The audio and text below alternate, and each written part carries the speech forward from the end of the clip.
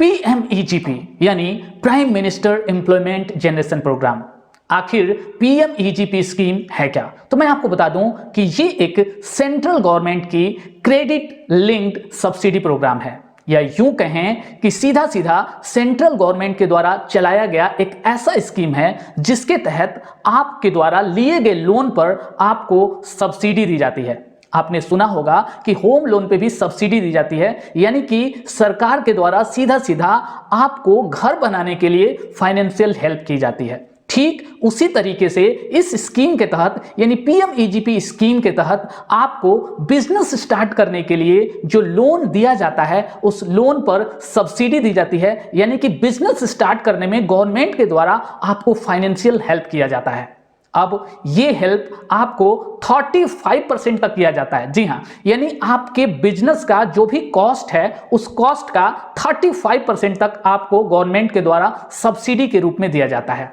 For example, अगर हम देखें कि आपके बिजनेस का कॉस्ट 10 लाख रुपीस है, यानी 10 लाख रुपए हैं, तो इसका 35% तक यानी कि 3,50,000 रुपए तक आपको गवर्नमेंट के द्वारा यहां पे सब्सिडी के रूप में दिया जाता है, जिससे कि आप अपने बिजनेस को चला सकें। तो ये तो क्लियर हो गया कि ये सब्सिडी बिजनेस लोन के तहत ही आपको दी जाती है, लेकिन आखिर वो कौन से बिजनेस हैं जिसके तहत आप इस लोन को अप्लाई कर सकते हैं और यहां पे ये सब्सिडी ले सकते हैं? आखिर उसके लिए एलिजिबिलिटी क्राइटेरिया क्या है, यानी कौन से लोग इस लोन को अप्लाई करने के लिए एलिजिबल हैं, डॉक्यूमेंट्स कौन कौन से लगने वाले हैं, यहां पे कौन कौन से आपको तैयारी पहले से कर लेनी है। ये सारी बातें जानने के बाद ही आपको ये लोन अप्लाई करने के लिए आगे प्रोसीड करना चाहिए। तो चलिए अब जानते हैं कि आखिर आपको ये लोन किस तरह का बिजनेस स्टार्ट करने के लिए मिल रहा है और उस बिजनेस का मैक्सिमम जो कॉस्ट है वो कितना तक का हो सकता है। तो आप देख सकते हैं यहां पे या तो ये लोन आप मैन्युफैक्चरिंग यूनिट लगाने के लिए ले सकते हैं, यानी कोई भी ऐसा बिजनेस जिसमें आप कोई प्रोडक्ट बना रहे हैं उसके लिए ले सकते हैं, या कोई भी सर्विस यूनिट यानी कोई ऐसा बिजनेस जिसमें आप केवल सर्विस दे रहे हैं, इस तरह का बिजनेस स्टार्ट करने के लिए आप लोन ले सकते हैं। तो मैन्युफैक्चरिंग अगर आपको बिजनेस स्टार्ट करना है तो उस बिजनेस की मैक्सिमम कॉस्ट आपका 50 लाख से ज्यादा नहीं होनी चाहिए। जी, पूरी कॉस्ट की हम बात कर रहे हैं। अगर सर्विस यूनिट है तो यहां पे उसका टोटल जो कॉस्ट है 20 लाख रुपए से ज्यादा नहीं होना चाहिए। अब देखिए, मैन्युफैक्चरिंग की अगर बात करें तो कौन कौन से, जैसे कि आपका एयर कूलर हो गया, अगरबत्ती बनाने का बिजनेस हो गया, बाथ सॉप बनाने का बिजनेस हो गया, वॉशिंग पाउडर बनाने का बिजनेस हो गया, आपका ब्रेड बनाने का बिजनेस हो गया, इसी तरह का डेयरी प्रोडक्ट्स बहुत सारे होते हैं। तो कोई भी ऐसा बिजनेस जिसमें आप कोई प्रोडक्ट बना रहे हैं, चाहे वो बहुत छोटा ही क्यों ना हो, आप यहां से लोन ले सकते हैं, लेकिन उसकी मैक्सिमम कॉस्ट 50 लाख से ज्यादा नहीं होनी चाहिए। सर्विस यूनिट की अगर बात करें तो यहां पे देखिए ऑटो गैरेज हो गया, मोबाइल रिपेयरिंग हो गया, ईवी चार्जिंग स्टेशन हो गया, या इस तरह के अदर थाउजेंड्स ऑफ बिजनेसेस हैं जो कि सर्विस कैटेगरी के अंदर आती हैं, उसको स्टार्ट करने के लिए आप ये लोन ले सकते हैं। ये तो हो गया बिजनेस का टाइप, यानी किस तरह का बिजनेस स्टार्ट करेंगे और मैक्सिमम उसका कॉस्ट क्या हो सकता है।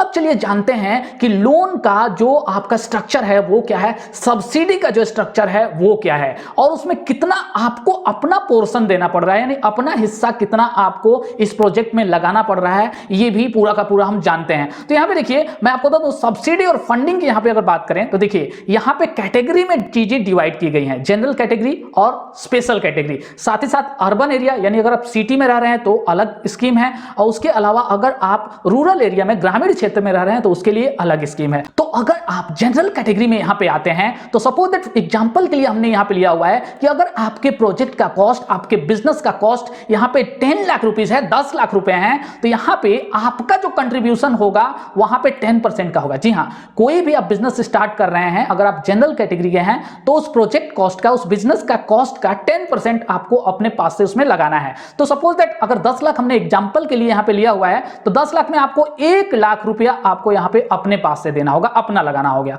अब बच गया आपका 9 लाख रुपीस। तो यहां पे देखिए 10 लाख जो आपका बिजनेस का कॉस्ट है, अगर आप अर्बन एरिया में अपना बिजनेस स्टार्ट कर रहे हैं, सिटी के एरिया में अगर आप अपना बिजनेस स्टार्ट कर रहे हैं, तो यहां पे आपको गवर्नमेंट के द्वारा 15% की सब्सिडी दी जा रही है। जी हां, जो भी आपका प्रोजेक्ट का कॉस्ट होगा उसका 15% सरकार आपको देगा, आपको फाइनेंशियल हेल्प के रूप में। तो यहां पे अगर 10 लाख का एग्जांपल हमने लिया हुआ है तो उसका 1.5 लाख आपको यहां पे मिल जाता है गवर्नमेंट से सब्सिडी के रूप में। इसके अलावा आप देखिए देखिए अगर आप रूरल एरिया यानी ग्रामीण क्षेत्र में अगर आप अपना बिजनेस स्टार्ट कर रहे हैं तो इस कंडीशन में आपको 25% तक की गवर्नमेंट के द्वारा आपको सब्सिडी दी जाती है। यहां पे देखिए ये आपका हो जा रहा है 10 लाख का, अगर एग्जांपल के रूप में हमने यहां पे लिया हुआ है तो आपका 2,50,000 रुपया हो गया। आपका अर्बन के लिए सबसे पहले यहां पे आपको 1,50,000 रुपया मिल जा रहा है आपको सब्सिडी, 1 लाख आपने लगा दिया तो ये आपका 2,50,000 रुपया हो गया। अब 2,50,000 रुपये को आप यहां पे 10 लाख से माइनस करते हैं तो यानी कि 7,50,000 का लोन आपको गवर्नमेंट के द्वारा दिया जाएगा। जी हां, यानी आपके प्रोजेक्ट कॉस्ट से जो सरकार दे रही है उसको माइनस कर दिया जाएगा, आपका जो हिस्सा यहां पे लग रहा है 10% उसको माइनस कर दिया जाएगा और बाकी जो आपका प्रोजेक्ट कॉस्ट बचता है उसी प्रोजेक्ट कॉस्ट को यहां पे बैंक के द्वारा लोन के रूप में आपको दिया जाएगा। तो इस तरीके से अगर रूरल एरिया की बात करें तो दोनों को माइनस करने के बाद से यानी सब्सिडी और आपका हिस्सा यहां पे माइनस करने के बाद से 6,50,000 रुपए का लोन आपको दिया जाता है। तो ये स्कीम आपकी जनरल कैटेगरी के लिए है। अब देखिए, अब सपोज दैट अगर आप यहां पे स्पेशल कैटेगरी में आते हैं, स्पेशल कैटेगरी देखिए यहां पे दिया हुआ है, जैसे कि आपका SC ST OBC माइनॉरिटी हो जाते हैं, वुमन हो जाती है, after that ex serviceman, transgender, other भी बहुत तरह की कैटेगरीज यहां पे दी हुई हैं, या कोई ऐसी कैटेगरी जिसे सेंट्रल गवर्नमेंट के द्वारा स्पेशल कैटेगरी में रखा गया है। इस कैटेगरी में अगर आप आते हैं तो यहां पे सपोज दैट 10 लाख रुपीस का अगर आपका प्रोजेक्ट का कॉस्ट है तो आपको केवल अपना जो हिस्सा है, अपना यहां पे कंट्रीब्यूशन है वो 5% का करना है, यानी आपका 10 लाख के हिसाब से हो गया 50,000। अब देखिए सब्सिडी जो आपको गवर्नमेंट के द्वारा मिल रही है तो अर्बन एरिया, सिटी एरिया के लिए आपको मिल जा रही है यहां पे 25% यानी कि 2,50,000 रुपए। उसी तरीके से यहां पे अगर रूरल एरिया में आप अपना बिजनेस स्टार्ट कर रहे हैं, चाहे वो वुमन ही क्यों ना हो, तो यहां पे आपको 35% का आपको यहां पे सब्सिडी मिल जा रहा है, यानी 3,50,000 रुपया। अब उसी तरीके से आपको बाकी जो अमाउंट बच रहा है प्रोजेक्ट कॉस्ट में सब्सिडी और आपके यहां पे कंट्रीब्यूशन के बाद से वो आपका यहां पे लोन के रूप में बैंक के द्वारा आपको दिया जाएगा और उसी को आपको चुकाना भी है। जी हां, उसी को आपको वापस रिटर्न भी करना है बैंक को, क्योंकि यहां पे सब्सिडी आपको गवर्नमेंट के द्वारा बिना किसी एक्स्ट्रा एफर्ट के यहां पे मिल जा रहा है। तो आई होप कि आपको क्लियर हो गया होगा। तो यहां पे जो अर्बन के लिए है वो आपका 7 लाख मिल जा रहा है, रूरल के लिए आपका 6 लाख रुपीस का यहां पे लोन आपको मिल जाता है 10 लाख के हिसाब से। इसके लिए टेनर और इंटरेस्ट रेट की बात करें, यानी कितने टाइम के लिए आपको ये लोन मिल रहा है, तो 3 ईयर से लेकर 7 ईयर्स तक के टेनर के लिए ये आपको लोन मिलता है। लेकिन जो इंटरेस्ट रेट इसका है वो आपके प्रोफाइल के अकॉर्डिंग और बैंक टू बैंक आपका अलग अलग हो सकता है, यानी कि अप्लाई करते टाइम आप कौन सा बैंक चूज कर रहे हैं, आपका प्रोफाइल वेरीफाई किया जाएगा, आपकी जो क्रेडिबिलिटी है वो यहाँ पे वेरीफाई की जाएगी, उसके अकॉर्डिंग इंटरेस्ट रेट आपका यहाँ पे लगाया जाएगा। अब आखिर कौन से वो लोग हैं जो इस लोन स्कीम के तहत अप्लाई कर सकते हैं, तो इसके लिए देखिए, इसके लिए एलिजिबिलिटी, जो जरूरी एलिजिबिलिटी क्राइटेरिया है वो आपका एज यहाँ पे मिनिमम होना चाहिए 18 ईयर्स से ज्यादा। जी हाँ, 18 ईयर्स से ज्यादा आपका एज होना चाहिए। उसके अलावा आपका जो एजुकेशन है कम से कम 8 पास होने चाहिए। लेकिन देखिए यहाँ पे कंडीशन ये है कि अगर आपका प्रोजेक्ट कॉस्ट यहां पे 5 लाख से कम है, जी हां 5 लाख तक अगर आपका प्रोजेक्ट का कॉस्ट है उससे कम है तो आपको 8 पास की भी यहां पे जरूरत नहीं पड़ती। जी हां, अगर 8 पास का सर्टिफिकेट आपके पास नहीं है फिर भी ये लोन आपको यहां पे मिल जाता है। उसके अलावा नेक्स्ट एलिजिबिलिटी क्राइटेरिया की अगर बात करें तो आपका इनकम का यहां पे कोई भी सीलिंग नहीं है, यानी इनकम क्राइटेरिया यहां पे बिल्कुल ही नहीं है। आपका इनकम है या नहीं है ये चेक यहां पे नहीं किया जाता। जो भी आपका इनकम है, जितना भी है, इसको कंसीडर किया जाएगा आपके बिजनेस लोन के लिए। यहां पे नेक्स्ट एलिजिबिलिटी क्राइटेरिया की अगर बात करें तो यहां पे EDP ट्रेनिंग यानी एंटरप्रेन्योरशिप डेवलपमेंट प्रोग्राम ट्रेनिंग की आपको जरूरत पड़ती है। ये जरूरत आपको कब पड़ती है, जब आप मार्जिन मनी क्लेम करते हैं उससे पहले आपके पास ये सर्टिफिकेट होना चाहिए। ये आपका ट्रेनिंग सर्टिफिकेट, आपको इसको कंप्लीट करना है। अब देखिए ये मार्जिन मनी क्या होता है, तो यहां पे मार्जिन मनी वही सब्सिडी है जो गवर्नमेंट आपको दे रही है। मैं आपको बता दूं कि गवर्नमेंट ये जो सब्सिडी आपको दे रही है आपके बिजनेस को स्टार्ट करने के लिए, इसका 3 साल का लॉक इन पीरियड होता है। जी हां, ये सब्सिडी गवर्नमेंट के द्वारा आपके बैंक को ट्रांसफर कर दिया जाता है। जिस बैंक से आप लोन ले रहे हैं और उस बैंक के पास आपका ये सब्सिडी 3 साल तक लॉक इन रहता है। 3 साल कंप्लीट होने के बाद से आप इस सब्सिडी के लिए क्लेम कर सकते हैं और 3 साल कंप्लीट होने के बाद से जब आप इस सब्सिडी के लिए क्लेम करेंगे तो उससे पहले आपका ये ईटीपी जो ट्रेनिंग प्रोग्राम है इसको आपको कंप्लीट करना है। जी हाँ, पहले आपको नहीं कंप्लीट करना है। बैंक चेक करेगा, एक बार वेरीफाई करेगा कि आप अपने बिजनेस को सही तरीके से चला रहे हैं, नहीं चला रहे हैं, यहां पे आप पैसे का सही यूज कर रहे हैं, नहीं कर रहे हैं। वेरीफाई करने के बाद से आपको जो सब्सिडी का अमाउंट है अप टू 35% जिस भी आप कैटेगरी में आते हैं उसके रिगार्डिंग आपको गवर्नमेंट के द्वारा यहां पे बैंक को दिया जाता है और बैंक आपको यहां पे ट्रांसफर कर देता है। तो 3 साल का इसका लॉक इन पीरियड होता है। अब देखिए, अगर यहां पे ईटीपी ट्रेनिंग की बात करें तो अगर आपकी प्रोजेक्ट की कॉस्ट यहां पे 5 लाख रुपए तक की है तो आपको यहां पे 5 डेज की ट्रेनिंग लेनी पड़ती है। इसके अलावा अगर 5 लाख से ज्यादा है तो यहाँ पे 10 डेज की ट्रेनिंग लेनी पड़ती है। इसके अलावा अगर आपके प्रोजेक्ट की कॉस्ट केवल और केवल यहाँ पे 2 लाख रुपए है तो आपको किसी भी तरीके की ट्रेनिंग की यहाँ पे जरूरत नहीं पड़ती, आपको लोन भी मिल जाता है और सब्सिडी भी मिल जाती है। ये लोन आपको only and only for new business के लिए ही मिलता है। जी हाँ, अगर आप कोई नया बिजनेस स्टार्ट कर रहे हैं तभी आप इस लोन स्कीम के तहत अप्लाई कर सकते हैं, या तो अगर पहले से आपने इस स्कीम के तहत लोन ले रखा है तो सेकेंड लोन के लिए भी आप अप्लाई कर सकते हैं। लेकिन कोई भी ऐसा पुराना बिजनेस जिसे आपने इस स्कीम के तहत स्टार्ट नहीं किया है और उस बिजनेस को अगर आप एक्सपेंड करना चाहते हैं, बढ़ाना चाहते हैं, तो उसके लिए आपको ये लोन नहीं मिलने वाला। यानी ये लोन केवल और केवल आपको उसी कंडीशन में मिलेगा जब आप कोई भी नया बिजनेस स्टार्ट कर रहे हैं।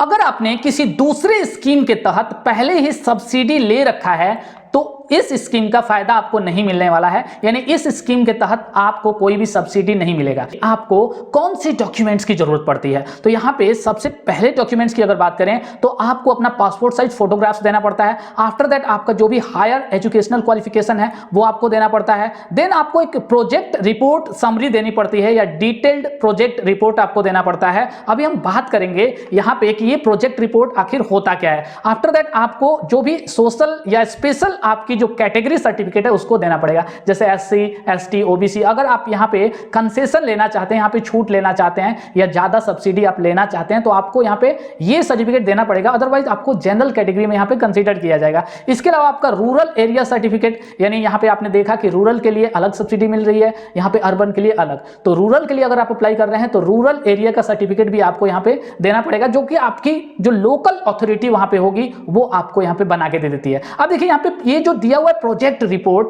आखिर ये क्या है, तो मैं आपको यहां पे बता दूं कि आप जो भी बिजनेस स्टार्ट करने के लिए जा रहे हैं उस बिजनेस का पहले से आपको एक प्रोजेक्ट रिपोर्ट तैयार करना है। Project report in the sense कि आपके बिजनेस की टोटल कॉस्ट कितनी है, कौन कौन सा आपको उसमें मशीन की जरूरत पड़ने वाली है, कौन सा प्रोडक्ट वहां पे बनाने वाले हैं, उसका प्रोसेस क्या होने वाला है, उसका टोटल कॉस्ट, कौन कौन सामान कितने कितने कॉस्ट की आने वाली है। तो ये सारी की सारी डिटेल आपको कंप्लीटली रेडी करना है। इसके लिए आपको टेंशन लेने की जरूरत नहीं है, क्योंकि इसी के वेबसाइट पे, यानी पीएमईजीपी की जो वेबसाइट है यहाँ पे, गवर्नमेंट की वेबसाइट, यहाँ पे आपको बहुत तरह के मॉडल प्रोजेक्ट्स आपको मिल जाएंगे।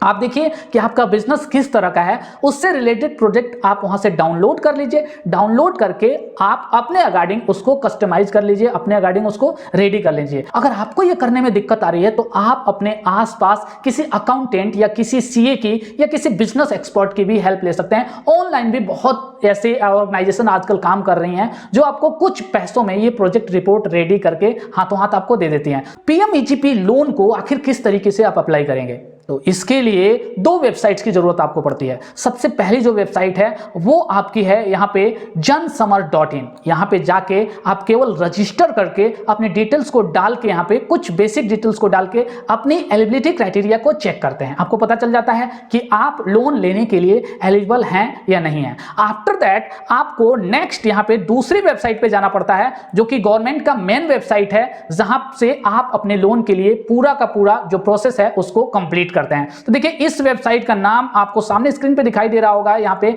kviconline.gov.in।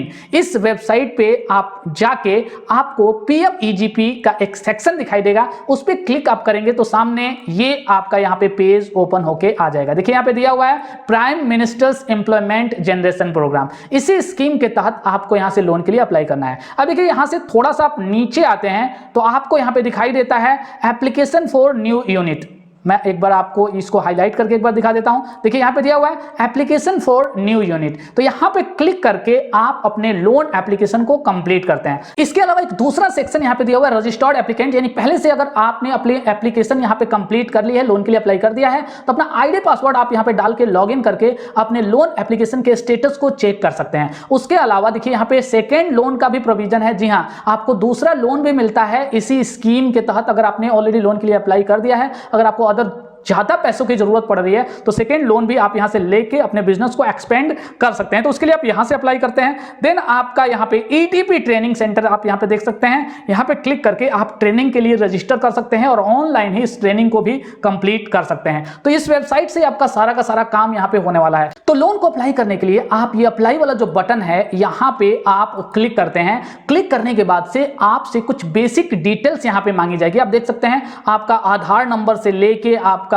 नेम, यहां पे आफ्टर दैट आपकी स्पॉन्सरिंग कोई एजेंसी है वो, डिस्ट्रिक्ट, स्टेट, सारे के सारे डिटेल्स आप यहां पे डाल के फाइनली आप क्या करते हैं, आप एप्लीकेशन को यहां पे नीचे सेव एप्लीकेशन डेटा जो दिया हुआ है उसको आप क्लिक करके सेव कर लेते हैं। अब देखिए यहां पे आपका एप्लीकेशन अभी कंप्लीट नहीं होता। नेक्स्ट स्टेप में आपको जितने भी डॉक्यूमेंट्स यहां पे मांगे जा रहे हैं सबके स्कैन्ड कॉपी, साथ ही साथ आपका जो प्रोजेक्ट रिपोर्ट है उसकी स्कैन्ड कॉपी आपको यहां पे अपलोड करनी होती है। अपलोड करने के बाद से आपको यहां पे एक आईडी पासवर्ड जनरेट करके दे दिया जाता है फाइनल जब आप अपने एप्लीकेशन को सबमिट करते हैं। तो अब उस एप्लीकेशन को सबमिट करने के बाद से आप अपने आईडी पासवर्ड के थ्रू अपने लोन एप्लीकेशन के स्टेटस को चेक कर सकते हैं। जी हां, ये प्रोसेस है। अगर आपका लोन यहां पे अप्रूव होता है तो फाइनली बैंक के द्वारा यहां पे पूरा का पूरा वेरिफिकेशन किया जाएगा। इसके अलावा इस स्कीम के तहत गवर्नमेंट के भी ऑफिसर्स हैं जो कि यहां पे स्टेट लेवल पे, डिस्ट्रिक्ट लेवल पे काम कर रहे हैं, वो भी वेरीफाई करवाएंगे अपने लेवल पे। वेरीफाई होने के बाद से सारे प्रोसेस जब आपका कंप्लीट होता है तो बैंक आपको यहां पे लोन प्रोवाइड कर देता है। तो आई होप कि डिटेल आपको पसंद आई होगी। अगर फिर भी कोई भी क्वेश्चन आपके माइंड में है, जी हां कैसा भी क्वेश्चन इस लोन से रिलेटेड अगर आपके माइंड में है तो नीचे आप कमेंट सेक्शन में पूछिए, मैं 110% उसका रिप्लाई करूंगा ही करूंगा। तो चलिए जल्दी मिलेंगे एक और नए वीडियो के साथ, तब तक के लिए bye bye and take care.